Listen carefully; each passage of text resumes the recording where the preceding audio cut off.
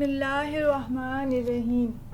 Welcome to my channel. میرے پیارے سے ناظرین کو خوش آمدید۔ دیکھتی آنکھوں اور سنتے کانوں کو بنت عابد کی طرف سے السلام علیکم ورحمۃ اللہ وبرکاتہ۔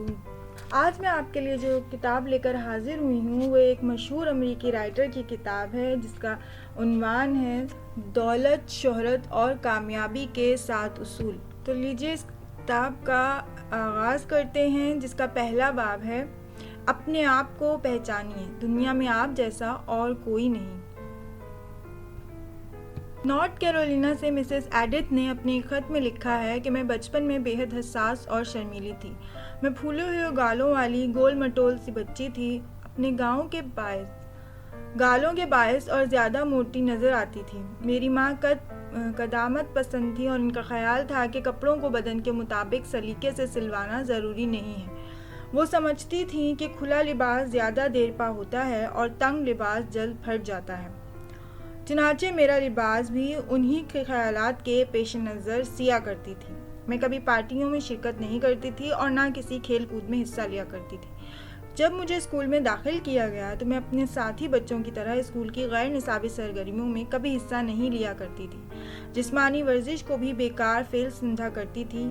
میں مریضانہ حد تک شرمیلی تھی اور اپنے آپ کو ایک مختلف اور ناپسندیدہ ہستی سمجھا کرتی تھی۔ جوان ہونے پر جس شخص سے میری شادی ہوئی وہ مجھ سے عمر میں کئی سال بڑا تھا۔ میری سسرال کے عزیز رشتہ دار بے حد خوش اتوار اور پراعتماد لوگ تھے۔ ان میں ہر وہ خوبی اور صلاحیت تھی جو مجھ میں نہیں تھی۔ میں نے ان عزیزوں جیسا بننے کی کوشش کی لیکن میں ناکام رہی اور مجھ میں کسی قسم کی کوئی تبدیلی نہ ہوئی۔ وہ لوگ مجھے میری شخصیت کے کھوکھلے خول سے باہر نکالنے کے لیے جتنی کوششیں کرتے میں اتنا ہی اس خول میں سمٹتی چلی گئی۔ میں اعصابی مریضہ بن رہ گئی۔ چڑچڑے پن کی وجہ سے میرے دوست مجھ سے گریزاں رہنے لگے۔ میری اعصاب زدگی اس قدر بڑھ گئی کہ دروازے کی گھنٹی کی آواز سن کر بھی چونک اٹھتی تھی اور یہ احساس ہوتا تھا کہ اب کسی ناخوشگوار ملاقات کا عذاب سہنا پڑے گا۔ مجھے اس بات کا علم تھا کہ میں ایک ناکام بیوی ہوں اور مجھ میں یہ خدشہ لاحق رہتا تھا کہ اگر میرے شوہر کو بھی علم ہو گیا تو انجام خوشگوار نہ ہوگا۔ چنانچہ میں دوسروں کے سامنے مطمئن اور خوش نظر آنے کی اداکاری کرنے لگی۔ میں جانتی تھی کہ اس اداکاری کے بعد میری حالت کئی دنوں تک پشمردہ رہتی ہے، لیکن اس کے باوجود میں نے اس بناوٹ اور تسنا کو قائم رکھا۔ آخر میں اپنی حالت سے اس قدر مایوس ہو گئی کہ مجھے زندگی بیکار اور بورڈ نظر آنے لگی اور میں بڑی سنجیدگی سے دنیا کی تمام دلچسپیاں ترک کرنے کے بارے میں سوچنے لگی۔ اس سوگوار خاتون کی زندگی میں انقلاب کیسے آیا؟ صرف ایک اتفاقیہ جملے نے اس خاتون کی کایا پلٹ دی۔ وہ لکھتی ہیں، ایک اتفاقیہ جملے نے میری زندگی کی کایا پلٹ کے رکھ دی۔ ایک روز میری ساس اپنے بچوں کی پرورش کرنے کے انداز سے متعلق گفتگو کر رہی تھی۔ انہوں نے کہا کہ مجھے اپنے بچوں کے سلسلے میں اور کسی بات کی پرواہ نہیں ہوا کرتی تھی، بس میں یہ چاہتی ہوں کہ وہ جو کچھ ہیں وہی بننے کی کوشش کریں۔ جی، وہ جو کچھ ہیں وہی بننے کی کوشش کریں، اور یہی وہ جملہ تھا جس نے میرے اندر ایک زبردست تبدیلی پیدا کر دی۔ مجھے ایک دم یہ احساس ہو گیا کہ میری یہ حالت محض اس وجہ سے ہے کہ میں دراصل وہ کچھ بننے کی کوشش کرتی رہی ہوں جو میں ہوں ہی نہیں، اور میں نے اپنی اصل شخصیت کو پردوں کے پیچھے دھکیل رکھا ہے۔ چنانچہ میں خود شناسی کی کوشش میں مصروف ہو گئی اور اس عمل نے مجھے راتوں رات ہی بدل کے رکھ دیا۔ میں نے اپنا جائزہ لیا اور یہ جاننے کی کوشش کی کہ میں اصل میں کیا ہوں۔ میں نے اپنی خوبیوں کا جائزہ لیا، اپنے پسندیدہ رنگوں اور اسٹائلوں اور دوسری چیزوں کا گہری نظر سے تجزیہ کیا اور پھر ایسے لباس استعمال کرنے لگی جو میرے خیال میں میری قد و قامت اور جسامت کے لیے موزوں تھے۔ میں نے دوستوں کے اجتماعات میں حصہ لینا شروع کر دیا اور ایک تفریحی کلب کی ممبر بن گئی۔ شروع میں جب میں تقریر کرنے کے لیے کھڑی ہوتی تو بے حد نروس ہو جایا کرتی تھی، لیکن آہستہ آہستہ مجھ میں ہمت اور حوصلہ پیدا ہو گیا۔ اگرچہ اس منزل تک پہنچنے کے لیے خاصا وقت لگا، تاہم میں مستقل مزاجی سے مصروف رہی، اور آج مجھے جو مسرتیں حاصل ہیں میں ان کا کبھی تصور بھی نہیں کر سکتی۔ اپنے بچوں کی پرورش کرتے ہوئے میں نے انہیں بھی یہی سبق دینے کی کوشش کی کہ مجھے اور کسی بات کی پرواہ نہیں، لیکن میں یہ چاہتی ہوں کہ تم جو کچھ ہو وہی کچھ بنو۔ اب آدر لکھتے ہیں، دوسروں کی نقل مت کریں اور میاں مٹھو نہ بنیں۔ ڈاکٹر جیمز گارڈن گلگی کا کہنا ہے کہ انسان کے لیے اپنی اصل شخصیت کے مطابق زندگی بسر کرنے کا مسئلہ خاصا پرانا ہے، اور ہماری بیشتر الجھنوں کے پس منظر میں یہی مسئلہ کار فرما ہوتا ہے۔ انسان اپنی شخصیت کے اصل جوہر کو پوشیدہ رکھ کے وہ کچھ بننے کی کوشش میں مصروف ہو جاتا ہے جو وہ نہیں ہوتا۔ اینجلو پیٹری، جس نے بچوں کی نفسیات اور ان کی تعلیم و تربیت کے موضوع پر اخباروں میں بے شمار مضمون لکھے اور کتابیں شائع کی ہیں، کہتا ہے کہ وہ شخص انتہائی قابل رحم ہے جو وہ کچھ بننے کی کوشش کر رہا ہے جس کا وہ ذہنی اور جسمانی طور پر اہل ہی نہیں ہے۔ ہالی ووڈ میں اپنے آپ کو کسی دوسرے کے روپ میں پیش کرنے کی روش عام ہے۔ ہالی ووڈ کے ایک ممتاز ہدایت کار سیم ووڈ نے بتایا ہے کہ مجھے اداکاری کے شوقین ایسے نوجوان لڑکوں اور لڑکیوں سے اس مسئلے پر زیادہ سر کھپانا پڑتا ہے جو کلارک گیبل یا الینا ٹرنز بننا چاہتے ہیں یا چاہتی ہیں۔ میں ان سے کہتا ہوں کہ وہ محض نقال بننے کی بجائے اپنے آپ کو پیش کریں، کیونکہ عوام معروف اداکاروں کی اداکاری سے مانوس ہو چکے ہیں اور اب وہ کوئی نئی تبدیلی دیکھنے کے خواہش مند ہیں۔ فلمی دنیا میں آنے سے پہلے سیم ووڈ جائیداد کے لین دین کا کام کیا کرتا تھا۔ وہ کہتا ہے کہ تجارت میں بھی انہی اصولوں کا اطلاق ہوتا ہے جن کا اطلاق فلمی دنیا میں ہوتا ہے۔ آپ بندر کی طرح نقال بن کر یا میاں مٹھو کی طرح دوسروں کے الفاظ رٹ کر کامیابی حاصل نہیں کر سکتے۔ سیم ووڈ کا کہنا ہے کہ تجربے نے مجھے یہ بتایا ہے کہ جو لوگ نقال بننے کی کوشش کرتے ہیں ان سے جلد ہی چھٹکارا حاصل کر لینا زیادہ بہتر۔ اب آدر لکھتے ہیں کہ ملازمت کے متلاشیوں کے لیے ایک سنہرا اصول یہ ہے کہ حال ہی میں انہوں نے سوکونی ویکیوم آئل کمپنی کے ڈائریکٹر سے پوچھا کہ ملازمت درخواست دینے والے لوگوں سے اکثر و بیشتر کون سی غلطی سرزد ہوتی ہے۔ مجھے معلوم تھا کہ وہ اس سوال کا جواب بہتر طور پر دے سکتے تھے، کیونکہ وہ اب تک ملازمت کے متلاشیوں 60,000 افراد کے انٹرویو لے چکے ہیں، 60، اور انہوں نے ملازمت حاصل کرنے کے طریقوں پر ایک کتاب بھی تحریر کی ہے۔ میرے سوال کے جواب میں انہوں نے کہا کہ ملازمت کے متلاشی سب سے بڑی غلطی یہ کرتے ہیں کہ وہ اپنے آپ کو کسی دوسرے کے روپ میں پیش کرتے ہیں۔ صاف گوئی سے جواب دینے کی بجائے وہ ایسے جواب دینے کی کوشش کرتے ہیں جو ان کے خیال میں ہماری پسند کے مطابق ہوتے ہیں، اور ان کی ناکامی کی سب سے بڑی وجہ ہی یہی ہوتی ہے کیونکہ کوئی بھی شخص منافقت کو پسند نہیں کرتا، بھلا جعلی سکے کو بھی کوئی قبول کرتا ہے۔ اب آگے ادھر ایک بدصورت لڑکی کا واقعہ لکھتے ہیں جو عظیم گلوکارہ بن گئی۔ ایک بس کنڈکٹر کی بیٹی کو جو مغینہ بننا چاہتی تھی، بڑے ہی تلخ اور ناخوشگوار تجربے کے بعد اس حقیقت کا علم ہوا۔ وہ گلوکارہ بننا چاہتی تھی لیکن بدقسمتی سے اس کا چہرہ بڑا بے ہنگم سا تھا۔ اس کا منہ بہت چوڑا اور اس کے بڑے بڑے دانت آگے کو نکلے ہوئے تھے۔ جب پہلی مرتبہ وہ نیو جرسی کے ایک کلب میں گانے لگی تو اس نے اپنے اوپر والے ہونٹ سے اپنے بڑے بڑے دانتوں کو چھپانے کی کوشش کی اور دلکش نظر آنے کی کوشش کرنے لگی، لیکن اس کوشش کا نتیجہ کیا نکلا؟ نتیجہ یہ نکلا کہ وہ خود ایک تماشا بن کے رہ گئی اور گلوکارہ کی حیثیت سے اس کی کامیابی مشکوک ہو گئی۔ لیکن اسی کلب میں موجود ایک شخص نے اس بات کا اندازہ لگا لیا تھا کہ لڑکی کی آواز اچھی ہے اور اسے کام میں لایا جا سکتا ہے۔ اس نے لڑکی سے کہا کہ میں نے تمہیں گانا گاتے ہوئے دیکھا ہے اور مجھے اس بات کا بھی علم ہو گیا ہے کہ تم ناکام کیوں ہوئی ہو۔ دراصل تم اپنے دانتوں کو چھپانے کی کوشش کرتی ہو جس سے آواز کا تاثر خراب ہوتا ہے۔ لڑکی اپنے اس نقص کی دریافت ہو جانے پر بڑی گھبراہٹ محسوس کر رہی تھی، لیکن اس آدمی نے کہا کہ کیا دانتوں کا بڑا ہونا کوئی جرم ہے؟ اپنے دانتوں کو چھپانے کی کوشش نہ کرو اور پورا منہ کھول کر گاؤ، اور جب لوگ یہ دیکھیں گے کہ تم گھبرائی ہوئی نہیں ہو تو وہ تمہاری آواز سے زیادہ لطف اندوز ہوں گے۔ ممکن ہے کہ یہی دانت جنہیں تم چھپانے کی کوشش کر رہی ہو تمہارے لیے خوش قسمتی کا پیغام بن جائے۔ اس لڑکی کی کیس ڈیلی نے اس شخص کی نصیحت پر عمل کیا اور بھول ہی گئی کہ اس کے دانتوں میں کوئی نقص بھی ہے۔ اس کے بعد اس کو صرف یہ خیال رہنے لگا کہ وہ اپنے سامعین کے لیے گا رہی ہے، چنانچہ اس نے بلا تردد منہ کھول کے گانا شروع کیا اور اس قدر ڈوب کے گانے لگی کہ بالآخر ریڈیو اور ٹی وی کی چوٹی کی گلوکارہ بن گئی۔ اب دوسری گلوکارائیں کیس ڈیلی کی انداز میں گانے کی کوشش کرتی ہیں۔ آپ بے شمار صلاحیتوں کے مالک ہیں، ان صلاحیتوں کو استعمال کریں۔ اب آدھر یہ کہتے ہیں کہ مشہور ماہر نفسیات ولیم جیمز نے کہا تھا کہ عام انسان اپنی ذہنی صلاحیتوں کا صرف 10% حصہ استعمال کرتے ہیں۔ وہ دراصل اپنی اس بات کا اطلاق ان لوگوں پر کر رہا تھا جو کچھ ہونا چاہیں، جو خود شناسی کی نعمت سے بے محروم ہوتے ہیں۔ ہمیں جاننا چاہیے کہ ہمیں جو کچھ ہونا چاہیے ہم اس کا نصف حصہ ہوتے ہیں، اور ہم اپنی ذہنی صلاحیتوں کو صرف جزوی طور پر استعمال کرتے ہیں۔ زیادہ واضح الفاظ میں یوں کہنا چاہیے کہ انسان نے اپنے آپ کو خواہ مخواہ محدود کر رکھا ہے۔ وہ مختلف قسم کی قوتوں کا مالک ہے جنہیں وہ استعمال نہیں کرتا اور ناکام رہتا ہے۔ یہ قوتیں آپ میں اور مجھ میں بھی ہیں، چنانچہ ہمیں چاہیے کہ اپنا وقت یہ سوچنے میں ضائع نہ کریں کہ ہم دوسروں جیسے کیوں نہیں ہیں۔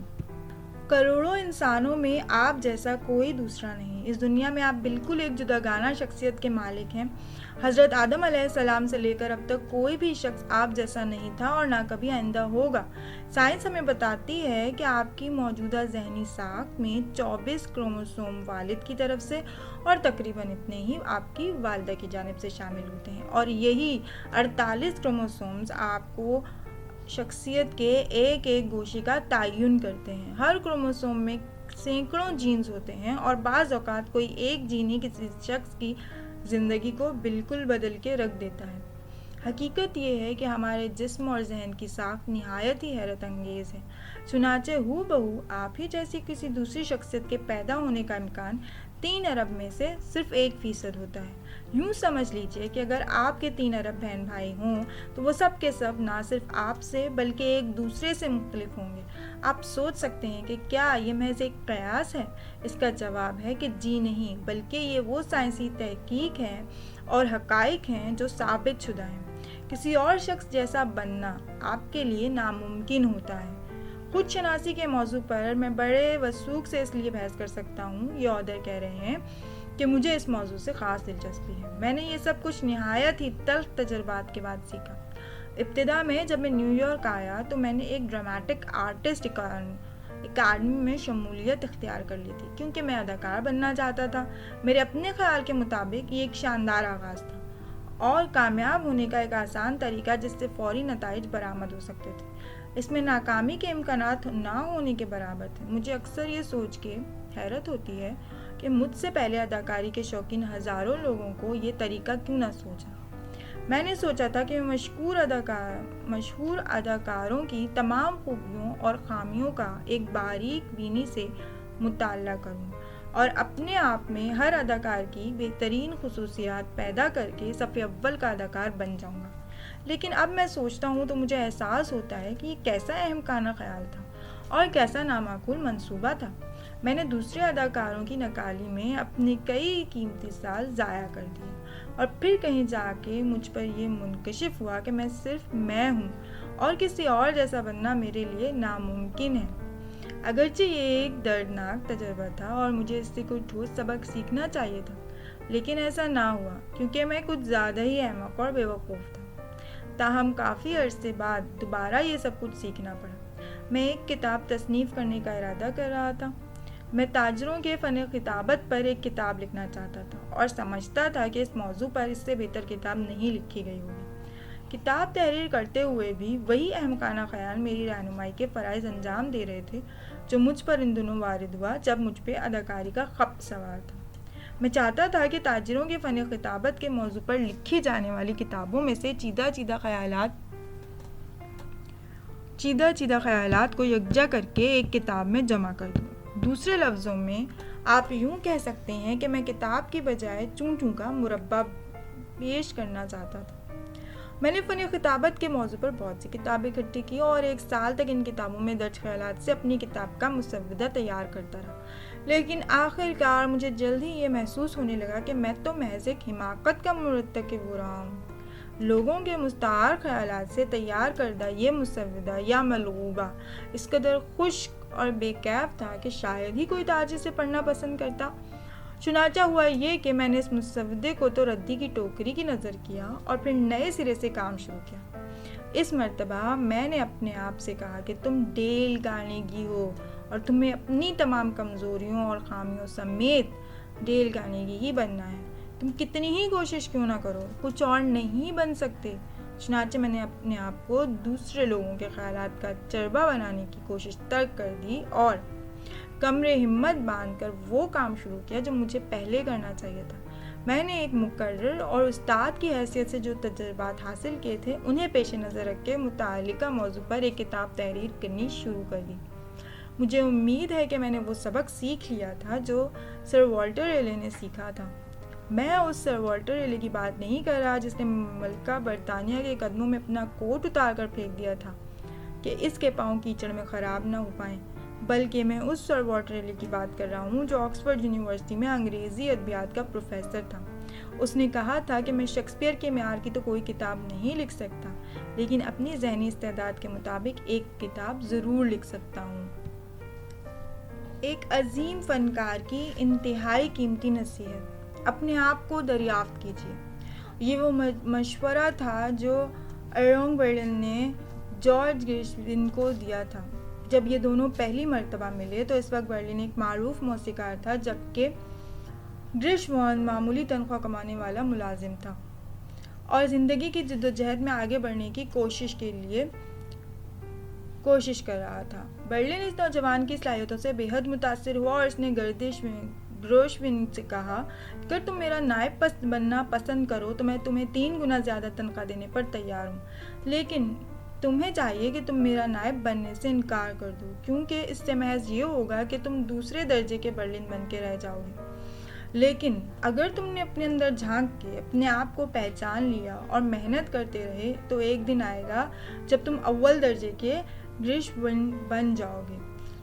چارلی چیپلن اور باب ہوپ نے آخر کار کیا سبق حاصل کیا؟ چارلی چیپلن، ول راجرز، میری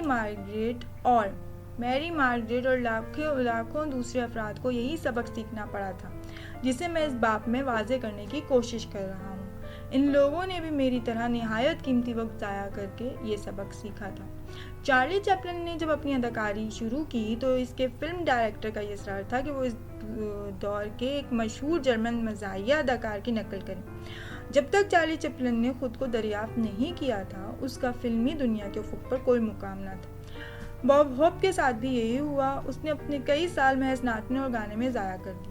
اس کے قدم کامیابی نے اس وقت چومے جب اس نے اپنی چھپی ہوئی صلاحیتوں کو پہچانا اور پھر ایک بہترین اداکار بن گیا۔ ول راجرز کئی سال تک ایک تھیٹر کمپنی میں رستے پر کرتب دکھایا کرتا تھا، لیکن وہ اس نٹ بازی سے آگے نہ بڑھ سکا۔ تاہم جب اس نے اپنے اندر چھپے ہوئے مزاح کے جوہر کو دریافت کیا تو وہ ایک کامیاب شخص بن گیا۔ جب میری مارگریٹ ریڈیو پر پہلی مرتبہ گئی تو اس نے ایک آئرش مسخری خاتون کو نقل اتارنے کی کوشش کی اور ناکام ہو گئی، لیکن جب اس نے وہ کچھ بننے کی کوشش کی جو کچھ وہ تھی تو پھر ایک وقت آیا کہ وہ ریڈیو کی ایک معقول فنکارہ بن گئی۔ جب آٹرے نے جو ٹیکساس کا رہنے والا تھا اپنے آبائی لب و لہجے سے پیچھا چھڑا کر شہری نظر آنے کی کوشش کی اور یہی مشہور کرنے لگا کہ وہ نیو یارک کا ہی رہنے والا ہے تو لوگ اس کی عدم موجودگی میں اس کا مذاق اڑانے لگے، لیکن جب وہ اپنے جوہر کو پا گیا تو پھر اس سے محض نقال بننے کی ضرورت نہ رہی۔ اس نے اپنے مخصوص رنگ میں بینجو بنانے اور اپنے آبائی شہر کے چرواہوں کے گیت گانے میں اور شہرت حاصل کی کہ وہ ریڈیو اور فلمی دنیا کا مقبول ترین کاؤ بوائے فنکار بن گیا۔ اب آدھر کہتے ہیں آپ منفرد شخصیت کے مالک ہیں۔ آپ کو یاد رکھنا چاہیے کہ آپ بالکل ہی ایک منفرد شخصیت ہیں اور اس پر آپ کو فخر ہونا چاہیے کہ قدرت نے آپ کو ایسی انفرادیت سے نوازا ہے۔ آپ کو چاہیے کہ آپ اپنی اس انفرادیت سے زیادہ فائدہ اٹھائیں۔ اس بات کو ذہن نشین کر لیجئے کہ فن ذات کے اظہار کا نام ہے۔ آپ فنون لطیفہ کے ذریعے ہی اپنی ذات کا اظہار کر رہے ہوتے ہیں۔ آپ وہی کچھ ہیں جو آپ ہیں، جو آپ نے اپنے تجربات اور مشاہدات سے اخذ کیا ہے۔ اب چاہے یہ اچھا ہو یا برا، آپ کو چاہیے کہ آپ اپنی ہی گلشن کی آبیاری کریں۔ آپ کو زندگی کے ساز پر اپنا ہی نغمہ گانا چاہیے، جیسا کہ مشہور فلسفی ایمرسن نے اپنے ایک مضمون خود اعتمادی میں تحریر کیا ہے۔ زندگی میں ایک بار ہر شخص اس نتیجے پر پہنچتا ہے کہ حسد جہالت ہے اور نقل خودکشی کے برابر ہے۔ ہر شخص کو اپنے آپ کو قبول کرنا ہوگا، خواہ وہ کچھ ہی کیوں نہ ہو۔ اس کائنات میں اگرچہ لاکھوں نعمتیں ہیں، لیکن آپ کی قسمت میں صرف اسی اناج نے فیض حاصل کرنا لکھا ہے جو آپ نے اپنی زمین پر اپنی محنت سے پیدا کیا ہے۔ اب وہی کچھ ہیں جو آپ نے اپنے تجربات اور مشاہدات سے اخذ کیا ہے۔ اب چاہے یہ اچھا ہو یا برا، آپ کو چاہیے کہ آپ اپنے ہی گلشن کی آبیاری کریں۔ ہر شخص کو اپنے آپ کو قبول کرنا ہوگا، خواہ وہ کچھ ہی کیوں نہ ہو۔ اس کائنات میں اگرچہ لاکھوں نعمتیں ہیں، لیکن آپ کی قسمت میں صرف اسی اناج سے فیض حاصل کرنا لکھا ہے جو آپ اپنی زمین پر اپنی محنت سے پیدا کرتے ہیں۔ آپ کو جو قوت عطا کی گئی ہے وہ اپنی نوعیت کے اعتبار سے بالکل نئی ہے، اور آپ کے علاوہ کوئی نہیں جانتا کہ آپ کیا کچھ کرنے کی صلاحیت رکھتے ہیں۔ آپ کو بھی اپنی صلاحیتوں کا اندازہ اسی وقت ہو سکتا ہے جب آپ کسی کام کا آغاز کریں گے۔ ایمرسن نے یہ تمام باتیں نثر میں بیان کی، لیکن مرحوم ڈگلس ملوچ نے اسی بات کا اظہار شعری پیرائے میں یوں کیا ہے کہ اگر تم کسی پہاڑ کی چوٹی پر اگا ہوا صنوبر کا درخت نہیں بن سکتے تو ایک جھاڑی ہی بن جاؤ، جھاڑی نہیں تو گھاس پھوس بن جاؤ اور سڑک کے منظر کو دیدہ زیب بنا دو۔ اگر تم مشک نہیں بن سکتے تو کنول ہی صحیح، لیکن وہ کنول تالاب کا حسین طویل ترین کنول ہونا چاہیے۔ ہم سب کپتان نہیں بن سکتے کیونکہ جہاز کو دوسرے عملے کی بھی تو ضرورت ہے۔ ہر شخص کے لیے کوئی نہ کوئی منصب ہوتا ہے، کوئی کام دشوار ہے اور کوئی آسان۔ چنانچہ اگر تم شاہراہ نہیں بن سکتے تو پگڈنڈی بن جاؤ، سورج نہیں تو ستارہ ہی بن جاؤ۔ کامیابی کا انحصار جسامت پر نہیں، تم جو بھی ہو بس اس میں بہترین بننے کی کوشش کرو۔ پریشانی سے نجات اور ذہنی سکون حاصل کرنے کے لیے مناسب یہ ہے کہ دوسروں کی تقلید مت کیجیے، بلکہ اپنے آپ کو پہچانیے، جو کچھ ہیں وہی کچھ بننے کی کوشش کیجیے۔ اس کے ساتھ ہی پہلا باب فرسٹ چیپٹر ختم ہوتا ہے اور ہماری ملاقات کا وقت بھی۔ اس کتاب کے 7 چیپٹر ہیں جو میں الگ الگ آپ کے لیے لے کر حاضر ہوں گی، تاکہ آپ اس کتاب کو سمجھ کر اس سے استفادہ حاصل کر سکیں۔ انشاءاللہ باقی کے چیپٹرز جلد ہی اپلوڈ کروں گی۔ جاتے جاتے اتنا ہی کہ اپنا اور اپنے پیاروں کا بہت خیال رکھیے گا، اور ہو سکے تو مجھ ناچیز کو دعاؤں میں یاد رکھیے گا۔ فی امان اللہ۔